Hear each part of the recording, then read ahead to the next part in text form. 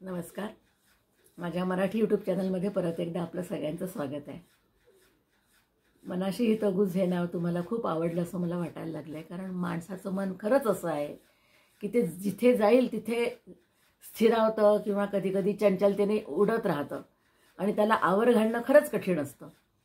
आता मी जे तुम्हाला 2 भांडी दाखवली आहेत व्हिडिओमध्ये, ती बघून तुम्हाला काही आठवतं का?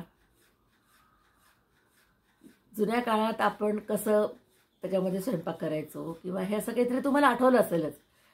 मग आपल्याला म्हणावं लागतं की गेले ते दिन गेले. कारण त्या काळात कसं व्हायचं, एवढ्या मोठ्या मोठ्या पातेल्यांमध्ये कुरड्याचा चीक म्हणा, खारोड्याचा चीक, साबुदाण्याच्या पापडाचं मिश्रण जे असतं ते वाळवण्यासाठी करायचे. किंवा मग घरामध्ये काही कार्यक्रम असले, 20-25 लोकांचा स्वयंपाक सहज घरातल्या बायका करायच्या. मग त्यांना ही अशी पातेली लागायचीच. पण आजकालच्या मुलींना काय असतं बघा, ते छान कॅटरिंगवाले किंवा छान काहीतरी रिसॉर्ट शोधून तिथे बाहेर जाऊन जेवतात आणि पार्ट्या करतात. घरी काही करायचं कामच पडत नाही. आणि मग हे त्यांना आश्चर्य वाटतं की बापरे, एवढी मोठी मोठी भांडी याच्यात काय करायचं. आणि मग काय त्यांना आपण सांगतो की हो, आम्ही त्या काळात असं करायचो, आमच्याकडे तसं व्हायचं. तर एवढ्या मोठ्या पातेल्यात तुम्ही काय करायचे? मराठी पातळ पोह्याचा चिवडा करायला सुद्धा मोठं पातेलं लागतं. अगं पगं त्याच्यामध्ये छान ढवळून सगळं मिक्स एकत्र छान होतं. ते मोठं पातेलं असलं की त्रास होत नाही, म्हणून आपण मोठं पातेलं घ्यायचो. आणि घरात तेव्हा पाहुण्यांचा राबता राहायचाच. 2-4 पाहुणे गेले की पुढच्या गाडीने 2-4 पाहुणे आलेच पाहिजे. ही गाडी गेली की त्या गाडीने कोणी आलंच पाहिजे. काय तर शेगाव जवळ आहे किंवा नागपूरहून आले तर मान्याने चला मावशीला भेटून जाऊ, चला आत्याला भेटून जाऊ, असं कोणी ना कोणी करून यायचेच. त्यामुळे आपल्या घरात सगळे सारखे पाहुणे राहायचे आणि मग ते पातेले यूज व्हायचेच तेव्हा. पण आता त्या पातेल्यांकडे बघून असंच म्हणावं लागतं की गेले ते दिन गेले.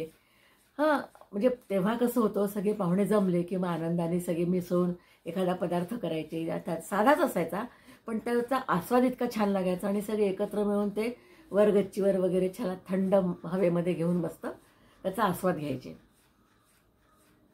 तेव्हा आतासारखं आईस्क्रीम किंवा पिझ्झा वगैरे असे नव्हते, पण सगळे लोक तसंच करायचे आणि आनंदाने त्याला एन्जॉय करायचे. आजकालची एन्जॉयमेंटची कल्पना वेगळीच झाली आहे, ते गोष्ट वेगळी आहे. पण ते पातेले पाहून मला हे असं बोलावंसं वाटलं तुमच्याशी. तसे काही काही विवाह वगैरे पिक्चरमध्ये असं दाखवलं होतं आजकाल जुन्या काळाच्या प्रमाणे, की चला सगळे लोक जमले, मग सगळे एकत्र जेवले, पंगत मांडली, सगळे एकत्र जेवून सगळे गच्चीवरती छान झोपले आणि मग सगळे सकाळी चहा पिऊन अंताक्षरी वगैरे काय म्हणजे असं एक एक एक एक एन्जॉय करत दाखवले होते. तो पिक्चर सगळ्यांनाच आवडला. राजश्री तसे कौटुंबिक पिक्चरच काढते आणि त्यातनं सामाजिक संदेश द्यायचाच प्रयत्न करत असते.